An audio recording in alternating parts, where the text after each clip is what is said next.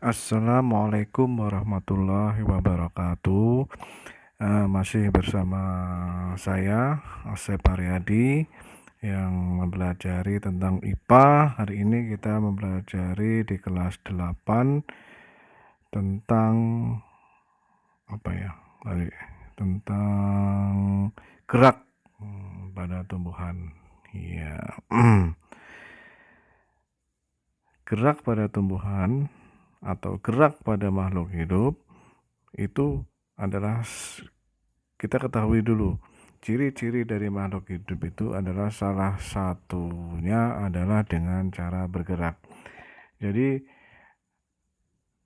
makhluk, apabila dia bisa bergerak dengan sendirinya, itu bisa dikatakan dia makhluk hidup.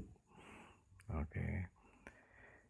Ciri-ciri berikutnya adalah makan, minum, terus bernafas. Itu jadi ini salah satu cirinya adalah yang bergerak.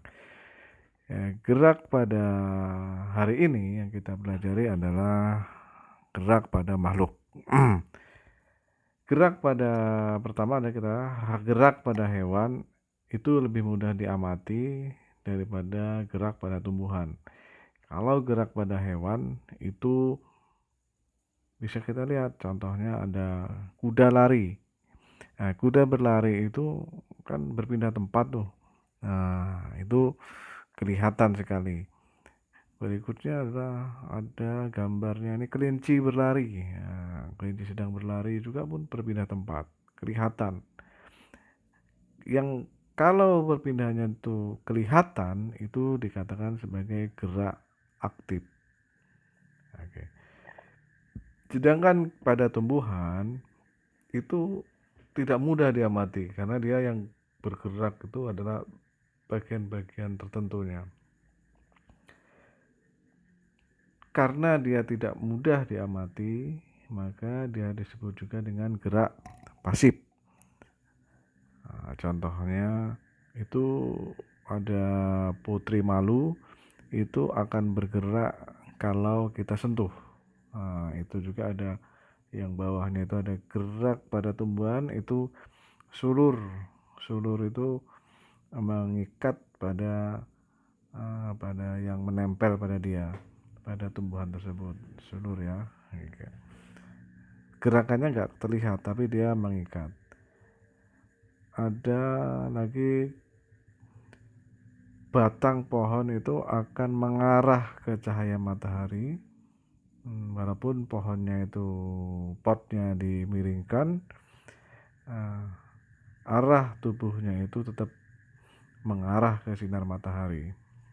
Itu gerakannya nggak terlihat, tahu-tahu mengarah gitu aja. Nah, itu dikatakan gerak pasif, gitu ya. Berikutnya adalah yang kita spesifiknya gerak pada tumbuhan. Gerak pada tumbuhan itu macam-macamnya ada dua, yaitu yang pertama gerak endonom atau gerak yang terjadi di dalam tubuh tumbuhan itu sendiri, atau gerak etionom. Kalau gerak etionom itu gerak yang terjadi karena rangsangan luar. Oke, kita bahas berikutnya. Gerak endonom adalah gerak, yakni suatu gerakan pada tumbuhan yang dipengaruhi oleh sebuah rangsangan dari dalam tubuh tumbuhan. Nah, rangsangannya itu dari dalam tubuh tumbuhan itu sendiri, jadi nggak kelihatan dari luar. Nah, contohnya apa? Contohnya adalah gerak higroskopis. Nah, higroskopis itu contohnya gerak pecahnya kulit buah polong-polongan yang sudah kering. Contohnya pada kedelai. Kedelai itu kalau sudah kering dia pecah sendiri. Nah, pecah sendirinya itu kan bukan karena apa-apa ya, bukan karena dipecah di luar, karena walaupun nggak ada siapa-siapa, dia akan pecah sendiri karena kandungan air di dalam tubuhnya itu berubah, maka dia pecah gitu. Berikutnya adalah gerak etonom ini yang dipengaruhi oleh di luar tubuh. Gerak etonom yakni suatu gerakan pada tumbuhan yang dipengaruhi oleh sebuah rangsangan yang berasal dari luar tumbuhan. Nah, faktor penyebabnya ada faktor air, cahaya, sentuhan, ada suhu, ada gravitasi, ada kimia, dan masih banyak lain lagi. Nah, gerak etonom dibagi menjadi 3. Yang pertama tropisme, yang kedua taksis, yang ketiga nasti. Tropisme adalah gerak bagian tumbuhan yang arah geraknya dipengaruhi oleh arah datangnya rangsang. Nah, itu ada fototropisme. Jadi kalau foto itu cahaya, berarti arah gerakannya itu menuju ke cahaya. Kalau geotropisme itu akar, biasanya geo itu kan tanah, berarti akarnya menuju ke pusat bumi. Dan lainnya. Ada lagi hidrotropisme itu karena hidro itu air, kemo itu kimia, dan tekmo itu adalah sulur. Ini mengikat pada sulurnya, dikasih sebuah kayu, dia mengikat kayu itu namanya tekmotropisme. Nah, karena ada rangsangannya, dia arahnya itu mendatangi rangsang. Berikutnya yang kedua adalah, nah ini ada hidrotropisme, kemotropisme, dan tekmotropisme ya. Berikutnya adalah taksis. Taksis itu gerakannya seluruh tubuhnya berpindah ke rangsang tersebut, menuju ke arah rangsang semua tubuhnya. Contohnya itu ada fototaksis, yaitu rangsangan cahaya pada kloroplas ini ya. Kloroplas itu kalau ada cahaya itu yang banyak cahayanya itu dia mendatangi begitu.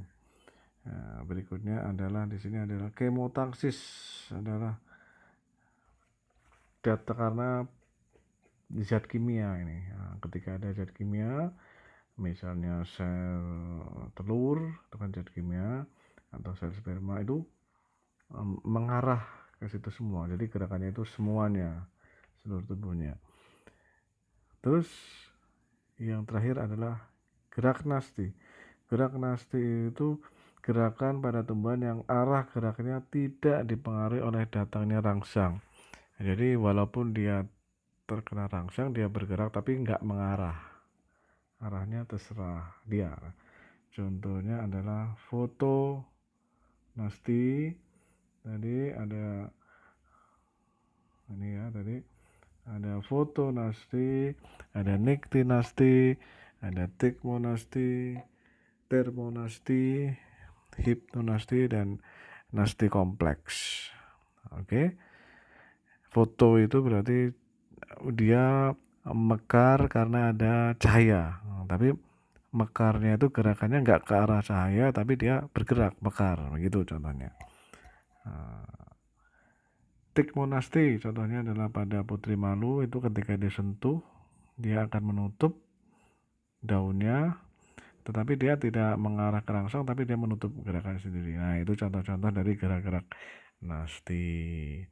Oke, sampai di sini dulu pembelajaran kita tentang gerak pada tumbuhan. Besok kita lanjutkan lagi gerak-gerak yang lain, masih di bab gerak. Sampai di sini dulu, masih bersama Asep Aradi. Jangan lupa nanti videonya di subscribe ya. Kami cukupkan, saya akhiri. Wassalamualaikum warahmatullahi wabarakatuh.